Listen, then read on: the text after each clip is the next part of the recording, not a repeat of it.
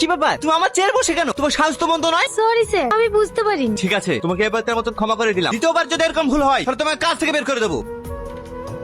কি ব্যাপার, দাঁড়িয়ে আছো যে? যাও এখান থেকে। স্যার, আপনার সঙ্গে কিছু কথা ছিল। আমার সঙ্গে কি কথা? আজ আমার 5 লাখ টাকা লাগবে, দেন। 5 লাখ টাকা? 5 লাখ টাকা তোমাকে দিতে যাবো কেন? আমার প্রয়োজন, তাই আপনি দিতে বাধ্য। তোমার সাহস তো কম নয়, আমি টাকা দিতে বাধ্য। বের যাও আমার কেবিন থেকে। স্যার, বাংলায় একটা প্রবাদ আছে জানেন তো, সোজা আঙুলে ঘি না উঠলে আঙুলটা একটু বাঁকাতে হয়। খেয়ে দেখেন স্যার, বেশি বাড়াবাড়ি করলে না এই ছবি সোশ্যাল মিডিয়া আপলোড করে দেয়। এই ছবি তুমি কোথায় পেলে? বাবা, যেন ভাজা মাছটা উল্টে খেতেই পারেন না। আমার সবকিছু শেষ করে এখন নাটক করতে বসেছেন না, এই ছবি পোস্ট করলেই বুঝতে পারবি কত ধরে কত চাষ।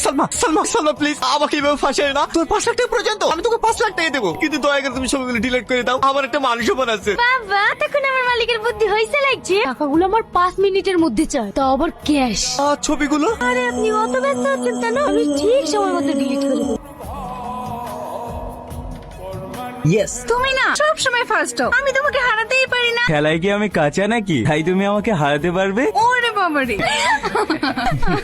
মাম্পি, কি হচ্ছে এসব? আরে ছেলেটাকে এসে এসে পরিচয় করিয়ে দি, এর নাম শাকিল, আমার ফেসবুক ফ্রেন্ড। চুপ করো। ফেসবুকের বন্ধু ফেসবুকে দেখাই ভালো, বাড়িতে নেই এসো কেন? আমি কাকে বাড়িতে নিয়ে আসবো না নিয়ে আসবো সেই কৈফিয়ত তোমাকে দিতে হবে। অবশ্যই দিতে হবে, আমি তোমার স্বামী। দেখো টনি, তুমি আমার স্বাধীনতায় বাধা দিলে না, আর এক মুহূর্ত আমি এই বাড়িতে থাকবো না, এক্ষুনি চলে যাবো। মাম্পি, তুমি কেন বোঝো না? গ্রামে আমার একটা মান সম্মান আছে। বাড়িতে এইভাবে অচেনা মানুষ নিয়ে আসলে লোকে কি বলবে বলো তো? দেখো, গ্রামে সবার কাছে অচেনা হতে পারে, কিন্তু আমার কাছে তো চেনা। আমি যেটা ভালো মনে করবো সেটাই আমি করবো। তোমার যা খুশি তুমি তাই করো, তোমার কিচ্ছু বলবো না।